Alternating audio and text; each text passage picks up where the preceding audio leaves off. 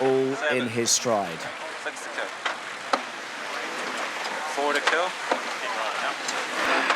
2 to kill. 1 to kill. On time. So the USA have port entry for this first race of the day. They have a head start of 10 seconds into the entry box. It's been a very significant part of every single race, and one in which Burling has got the better of Spithill by and large, certainly twice yesterday. Let's have a word with Freddie Carr, who's a key member of the British team out here. He's out on the water for us. Freddie, do you expect Spithill to go on the attack here or try to maybe keep his nose clean?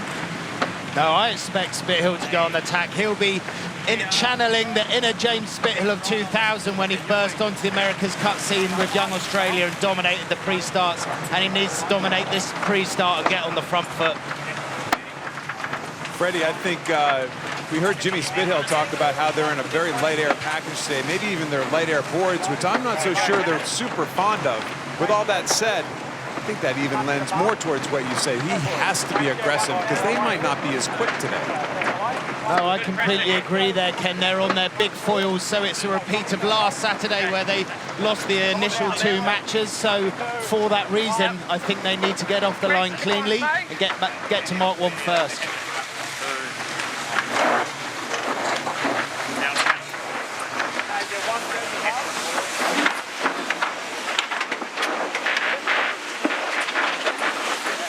Race number 9 of the America's Cup match underway. It could be the last as the New Zealanders aim to make history. The eyes of the sporting world now focused firmly on the Great Sound. Who's got the upper hand in this pre-start game of cat and mouse, Kenny? Well, you can see that Oracle has chosen to kind of hang back behind Emirates Team New Zealand right now. That gives them more options, believe it or not. If they get overlapped, which they're kind of swirling around right now, that takes away that hook option. I really thought that Spithill would absolutely be going for it right now, but it looks like he's looking to gap off, possibly start towards the top end of the line. Remember, the right-hand end of the line, up at the top of our screen, right up there, that's actually a little bit further away from the first mark, but it's always a faster angle. So let's see if they can make that faster angle work. This time and distance has been a problem for Jimmy Spithill. Let's see if it is today. So he's pulled the trigger. Has he gone too soon? Looks like it's going to be just fine this time around. And the 2 boats straight up on the foils. The Americans just about in front and tearing towards Mark 1. So critical that Jimmy Spithill and his team got away to a clean start, a quick start. They have to be first to this mark. Ali, they just have to be. They need it for their own psyche. They need it for simply their chance to win this race. They need to get over the top of Emirates Team New Zealand for a chance to win this race. And it looks like they might have pulled it off. You see they're actually sailing below the mark right now. There you go. 2 out of 7, I think, in these starts so far. So Spithill finally got one in. Man, did he need it. Good boat speed from the Americans as well as they turn around the first mark and head downwind for the first time in this race. And the Kiwis in behind them.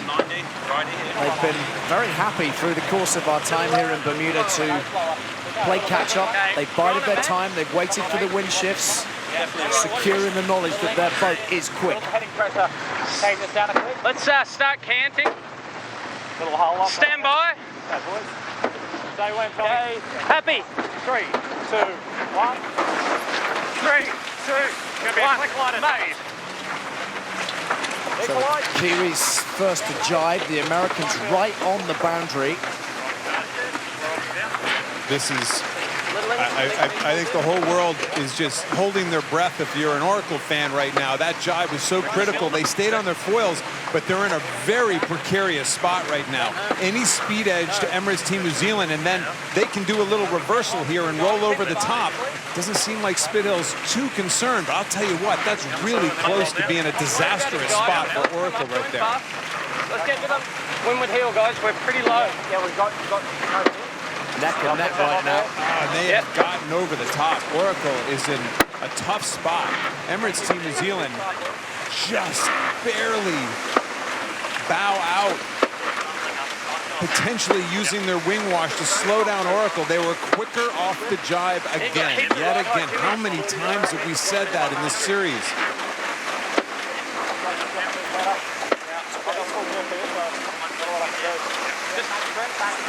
Pace up now. Watch him. Watch out. Watch out. Just a tiny, this is why we always say the fastest boat wins the America's Cup. That tiny speed edge right there goes from behind to ahead in a heartbeat for Emirates Team New Zealand. There's the wing wash, which the Kiwis will be hoping will spoil the Americans there and slow them up just sufficiently to allow them to extend their lead at this point. They're going all the way to the ley line, the ideal route in to the gate without any further manoeuvres. Mate, Albatross. Albatross. Stay here. Stand by. Into gate 2 with the New Zealanders out in front, looking to claim the trophy, to claim their place in history.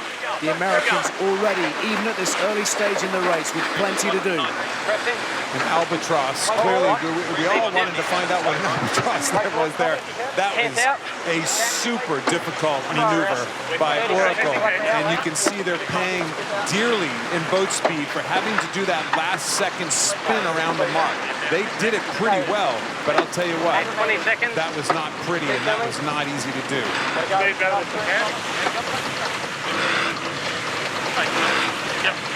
So the New Zealanders leading the race, the Americans taking off in a separate direction to try to chase a little bit of wind and find a way back in here, because that lead is being built all the time by Peter Burling's men. That split became so critical for Oracle that they decided to do really one of the hardest maneuvers in these boats in match racing, and they need that split to continue to possibly gobble up that lead, because Emirates Team New Zealand is in their standard way. They're not slow and they're not getting any closer. Look at the speed difference, 23 knots to 20 knots right there. Okay, it's going to probably lift it slowly, but not much. Pulled back their curtains this morning. They will have known that in these conditions, the Kiwi boat unquestionably has an edge. We've seen it throughout our time here. Well, Glenn Ashby and Peter Burling, you see Glenn Ashby twiddling his knobs there down in the bottom right-hand side of the corner, just kind of trying to do his thing with his box, with the X-box display, controlling the wing shape and trim. Standing by here.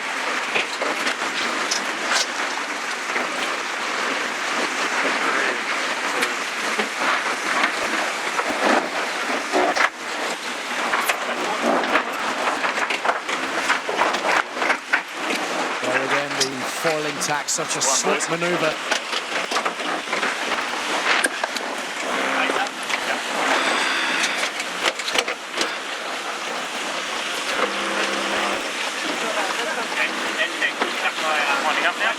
And already this lead is looking like a very significant one for Emirates Team New Zealand.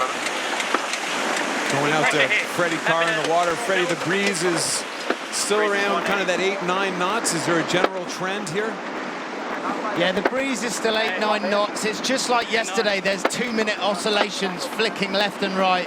Ken, the no-look jibe by the Kiwis on the boundary was unbelievable. Glenn Ashby was halfway across the boat as the boat was getting turned down. That was superb boat handling by the Kiwis.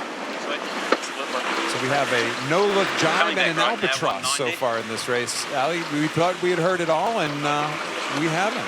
Well, they're pushing the boundaries. They love it, don't they? The innovators, they've been setting the agenda not just on the course, but off as well, with their designs and their techniques, their tactics. Yeah. Slowly tick off. Bad way, Blanger. 20 seconds. Okay, 10 seconds. Yep. Let's stand by there, guys. Okay, boys. 4, 3, 2, 1. Jimmy Spithill, with all of his experience, needing to draw upon the great maturity of it right now. Twice an America's Cup winner in 2010 and 2013. 21s, 22s. But at the moment, staring down the barrel. Could be a possible little right-hand wind shift on it. You see up in the upper left-hand corner that the angle of Emirates Team New Zealand kind of curling down. Very often that means the wind shift is going the other way. Looks to me like when these guys come back together again, they're going to be a little bit closer. Just a little. Will be one to the left here. One. Pressure. Keeping it close, Oracle. Take it up if you've got it. Yep. Good pressure now. Well, we always talk about that 150-meter mark, Ken, as being just about in the realms of being in touch, staying in touch, having the opportunity to turn it around. One mistake and you can edge in front. Get too much beyond that and it becomes much more difficult. They're right on the cusp of that kind of threshold right now. It's still phenomenal to watch these tacks, how just flawless they've become, how stable the boat becomes, how quickly they fling the thing over.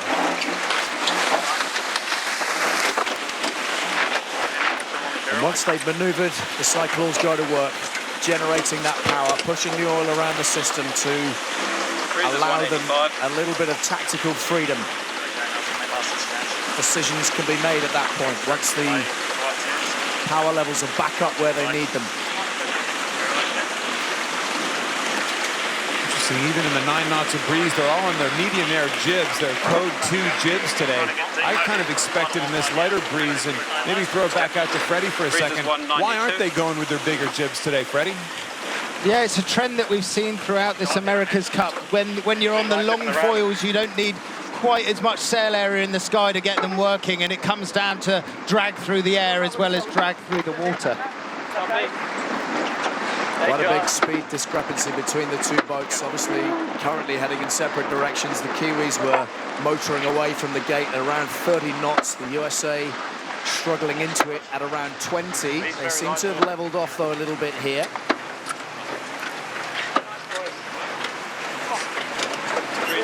30 seconds. Average to right. Average. What are you picking out of that, Kenneth? Average VMG, look at the VMG difference. You know, it's interesting, the boat speeds, we keep seeing the boat speeds being very similar. Emirates Team New Zealand points higher to the wind. Let's just all be, let's just call it what it is. And by doing that, their average VMG is almost a knot faster around the race course. That's the velocity made good. That's the difference of angle to the mark and speed to the mark. They're just sailing a tighter angle to the mark all the time, both upwind and down.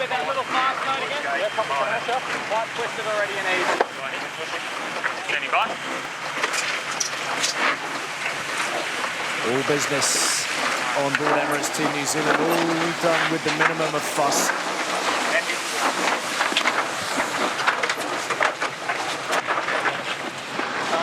There the two wings side by side. Yeah, you know, the two wing trims are very, very different. Okay, a little softer. Again, it's Ashby with that box, no winch, no nothing. He's just sitting there hydraulically controlling it. Right gate at the moment, 2 yards. Very often the differences we see are up top. Down low, Kyle Langford probably moves the whole wing around a little bit more, but as we go up, I'm not sure we'll see it as much downwind, but upwind, especially at the very top, that is where the control of Emirates Team New Zealand seems to be substantially different and more efficient than the rest of the teams here. Glenn Ashby's constantly moving the twist of the wing around. Just like if you're in a one design keel boat, for example, pulling the backstay on and letting the backstay off all the time for those sailors out there. Well, that's kind of what Ashby does, and it's been incredibly efficient. It just doesn't trim it in and out conventionally nearly as much as others do. Great shot from the drone as Glenn Ashby heads across the trampoline, takes the helm for a moment until Peter Burling arrives. And they just have this brilliant distribution of responsibility that works so well for them. Glenn Ashby, the man one in front of Burling, something of a catamaran guru, multiple world champion, and a big influence, by the way, on Jimmy Spithill's development.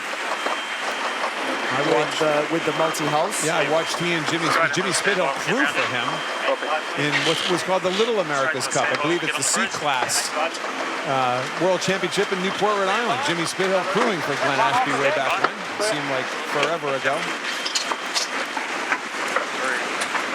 Partners turned adversaries. And the Kiwis through the gates. Upwind one more time. And this time going with an early tap. This is just to control the race course. Knowing full well that Oracle Team USA was going to have to split and do something. This is a traditional kind of match racing move. You go around the most efficient mark and then you tack early. You're going to give up a little bit of your lead. But you know what? When these guys get around the mark, you're going to be pretty close to the same water and the same puffer wind shift that your competitor is in. Just over your shoulder. A little bit of speed on here. You're working, boys. Okay, let's stand by there, guys. Keep the field on. Yep, copy. Okay, boys, here we go. 4, 3, 2, 1. On, mate. And turn, mate.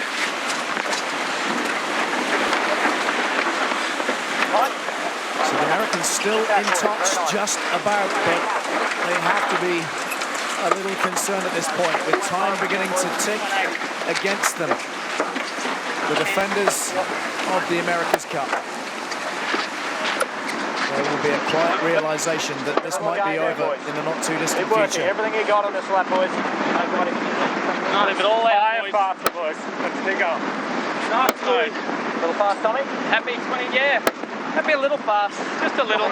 Probably there, right? This is good, yeah, no lower. Full-headed. Lots of positivity, that's good to hear. Lots of positivity. I think exactly what you would expect to hear from these Let's go a guys, little high quite group with frankly. this one, and then you got lift coming. Lift in 2, 1. Good pressure there now. Happy VMG again.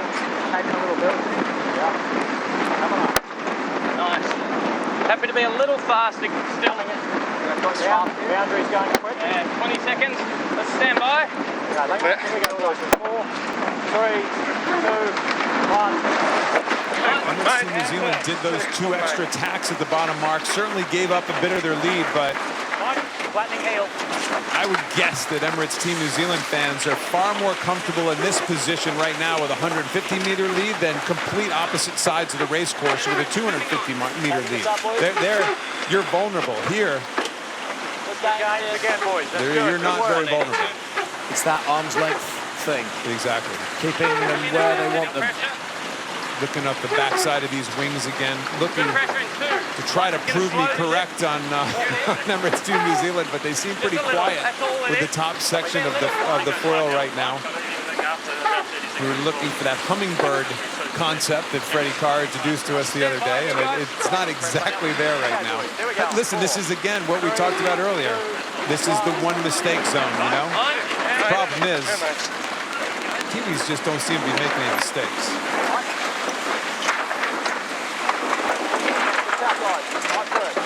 Yeah. Gaining, boys. Classic match racing right now. Everything you got, boys. But he was criticised earlier on in the match itself, wasn't he, Burling, for not covering Jimmy Spithill and Oracle Team USA. Seems to have rectified that in pretty much every department. Simon van Veldhoven, again, right up towards his absolute max heart rate. The bronze medalist from London 2012. New experiences for him out here on the water, as we were telling you earlier. Not least the day that the Kiwi boat disappeared upside down. Maybe a little bit faster, so we've got a good tank. 1 minute you're cycling, next minute you're gargling. This is going to be one and in for both boats. Now the Kiwis will make sure they lay the mark. Oracle attacks early again. They're just trying to do anything right now. Desperation again is trying to take over. This is why their grinding is going on all the time. The cyclists creating hydraulic pressure on the Kiwi boat, on the boat on the right, on the boat on the left. Certainly, A little bit of pressure here. Team USA doing it a little more conventionally with coffee grinding, with the grinding of pedestals. Probably have to duck this later. One interesting part of this, and maybe we bring Freddie Carr in for a second. One interesting part is the Americans seem to, on the left, the port starboard, that is the board up down. And Freddie, you can help me with this. The board up down is a different, what's called an accumulator, pressure accumulator, than actually moving the appendages around. That's a completely separate entity, and we see that on the right, and that number seems to move a lot more on the American boat. That's right, Ken. So you have lift accumulators for dropping and lifting the boards, and then you have a rake accumulator. The big gain that the Kiwis have is they can fill that rake accumulator so quickly and set them up for their next tackle jibe. Freddie was telling me earlier he thinks that the Kiwis, now that he's not in the cup, he can admit that the Kiwis might have about 30% more effort, more pressure. Yeah, that's right, Ken, about 30%. So the Kiwis needed one more tack to get into the gate and round. And that means that the USA have gained on them just a little bit. You know, it's interesting, they have this close tactic. Definitely closed up the lead a little bit, but again, they're in the same water. There's Oracle just again doing everything to get to a different side of the race course. Splitting yet again, choosing to do another tack, anything. Well, that's a roll of the dice, isn't it? Absolutely. By Jimmy Spithill. With one downwind leg to go, he's got to roll the dice. He's got to come out punching. Great pressure here for us. Peter Burling and the Kiwis calling the shots at the moment, dominating the race course. Nice move. Inside 20. Yeah, copy. Coming down slow. Stand by. One off. Happy? Four. Happy, 3, 2, 1. 3, 2, 1, mate. A little lighter here. Little lighter. Jibe is clean from the Americans. They've looked a little more stable today than at times yesterday, where they were distinctly wobbly. It's certainly their longer boards are helping. Listen, light in general. the Americans through the series have gotten better and better at their tacks, at their jibes, at their maneuvers. The problem is the bar has been set very high by that other boat who's just kind of constantly kicking their butt. Let's be frank, it's not. This is a bit of a caning going on here right now in this America's Cup, and quite frankly, something I don't think anybody really anticipated. We anticipated these guys to be good. I don't think anybody anticipated them, the Kiwis, to be this good. Except maybe them. Peter Burling at the moment with his foot on the American jugular, looking to go in for the kill pretty soon now.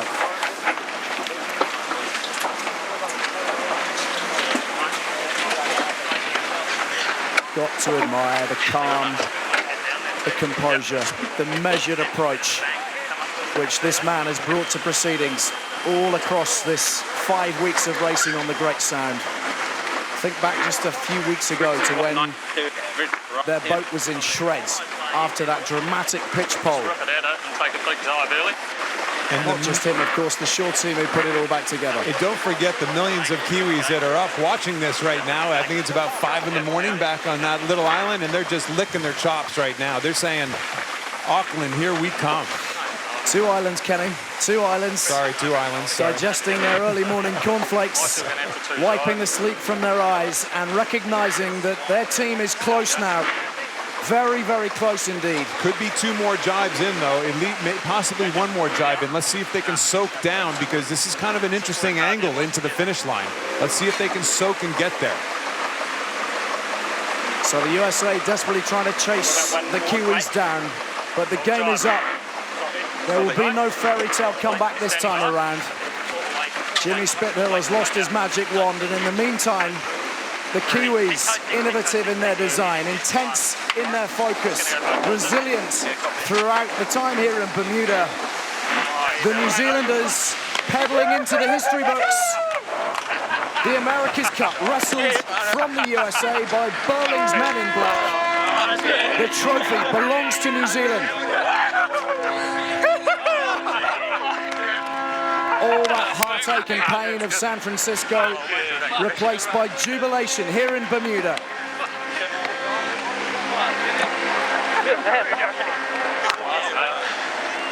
And 4.5 million people on the other side of the planet let out an almighty roar. Tommy, come The back, Tommy, Americans' challenge is over. Just turn down, The Tommy, you defense just of turn their down, we go crown through. is over. My wing. It's been a brave fight. They've done everything within their powers to make it more Good luck, boys. competitive, but Good luck, ultimately very well beaten.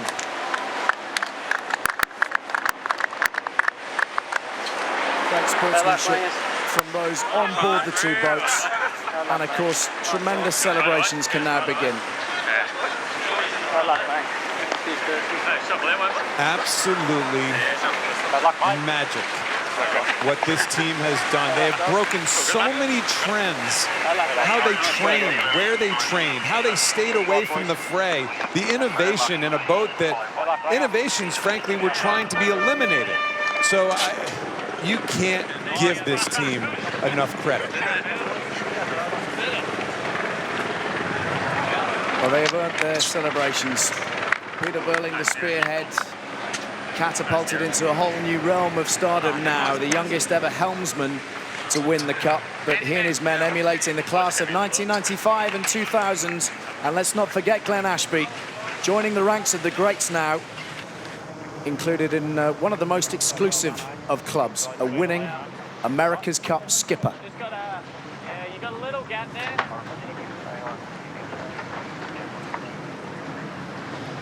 Copy that. So let's have a word with Peter Burling, the helmsman who has led the Kiwis to victory. Peter, congratulations. You can let it all out now. Tell us how it feels. Yeah, you know, it's just unreal. It's exactly what we came here to do. We're just on top of the world. You know, it's been 3 years of hard work from so many people on the team. You know, there's probably 100 people working at times. You know, straight at this goal. Music. And yeah, this is exactly what we came here for. So, we're on top of the world.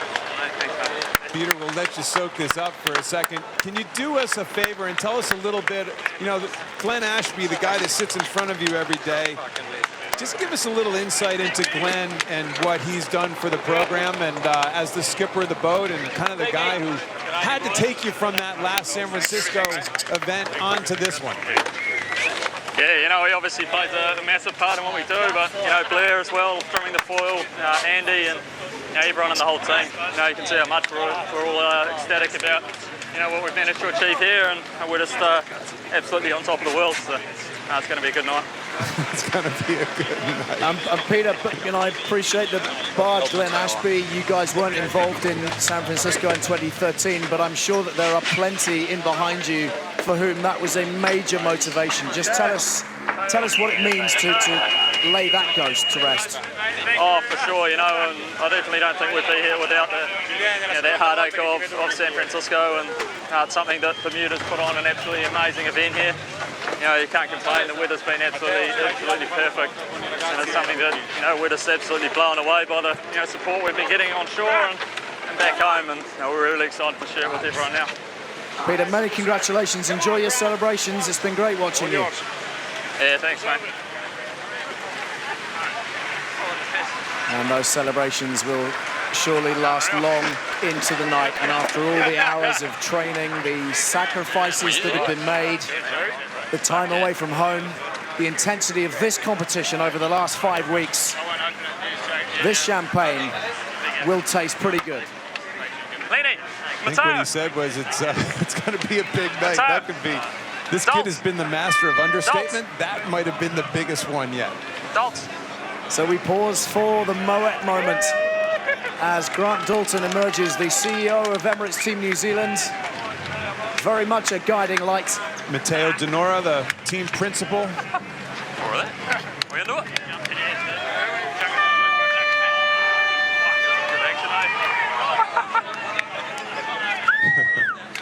Time to party.